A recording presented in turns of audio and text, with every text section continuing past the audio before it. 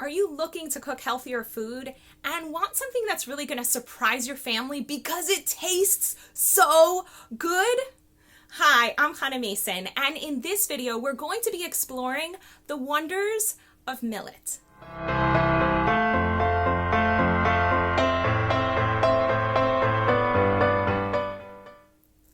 So we happen to have run out of millet in my house, but if I had some, I'd be holding a ceramic bowl right now, and there'd be these little round pebbles that are this perfectly beautiful sunshine yellow color.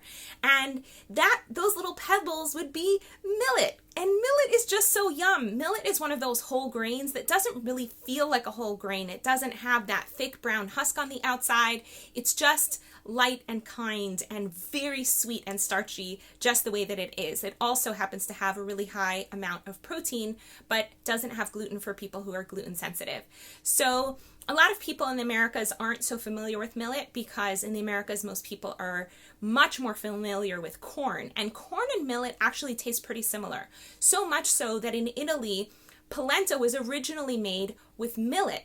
And when they went to the New World and discovered corn, somehow corn became the staple grain that people started making polenta with. But if you're anything like me and a little bit sensitive to digesting corn, which a lot of people are, millet is a really fantastic alternative, especially because fresh corn is only available in a very short season, and dried corn can be really tough on the digestive tract unless you've treated it with lime first. So millet, yum!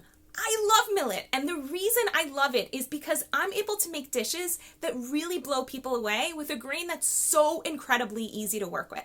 So the first thing I do is let's say it's a cup, I put a cup of millet into a pan, and then I toast it. And I allow it to really get nice and toasty. It won't really change color, but you'll start noticing a toastier and toastier kind of corn smell. That just kind of takes over the kitchen, and it's really nice. And then be careful because the pot's going to be really, really hot. I add 2 cups of water and about half a teaspoon to a teaspoon of salt, depending on your taste. And I let that come to a boil. Once it's come to a boil, I cover the pot and I lower it all the way to low.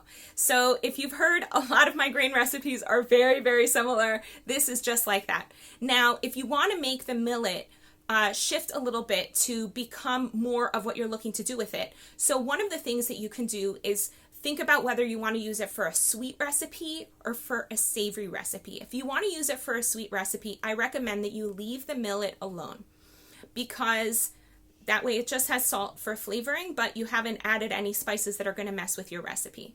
The other thing that you can do if you want a sweet millet is you can make like a millet porridge, which is really delicious for the morning or the afternoon, whenever you want.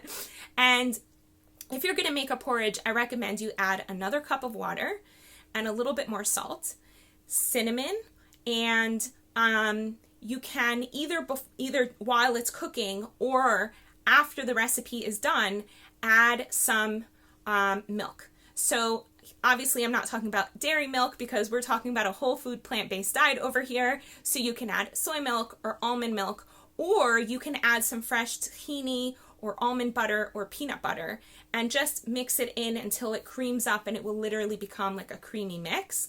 And that's going to make this delicious porridge.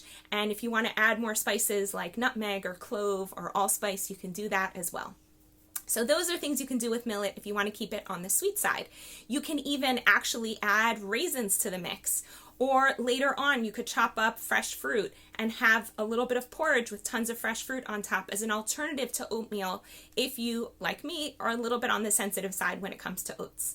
Okay, so if you want to make a savory millet, I'm going to give you my millet polenta recipe. So while that water is boiling, I add a ton of powdered garlic. We're talking like a teaspoon to a tablespoon of powdered garlic per cup of rice. I like a lot of it. Probably it's like a teaspoon. That's probably more accurate. And once the millet is done cooking, I turn off the stove and I allow it to cool off. And then I put it either in my food processor or in my blender. And if you want to make it extra creamy, you can add a little bit of a plant-based milk.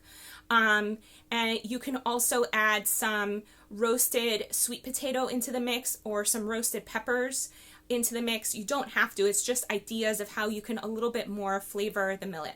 So once it's zhuzhed itself into a nice creamy mixture, it'll be like a thick batter. So then I lay out that batter on a baking sheet on parchment paper, which in Israel we call baking paper, or if you have a Silipat, a silicone flat sheet, so you can use that. You lay it out and you put it in the oven and it will bake and at 350 for like 20 minutes or so until you can feel that it's a little bit crispy on the outside. And then what you can do is you can make really yummy toppings. Like you can make roasted vegetables, you can make pesto, you can make a cashew cheese or a macadamia cheese, and I'll be teaching you how to make those later in a different video. And once you take the millet out, you cut it into cubes and you top each piece with the roasted veggies and a dollop of pesto and a dollop of a nut cheese. And that is just such a good dish. People will be having so much tasty fun that they forget that they're actually eating really healthy food.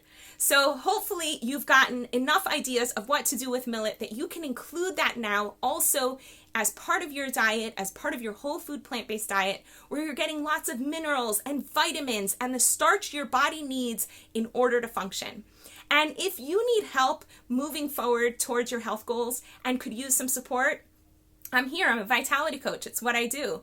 You can be in touch with me here on Facebook or on YouTube, or get in touch with me directly at my website, hannahmason.com, and sign up for a free discovery session so we could see how we could work together to move your vitality up a notch.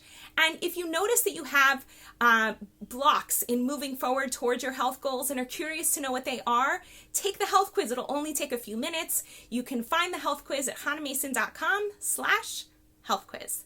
In the meantime, I wish you so many joys. Want to find out what's blocking your vitality? Quickly take the quiz at hannahmason.com/health quiz.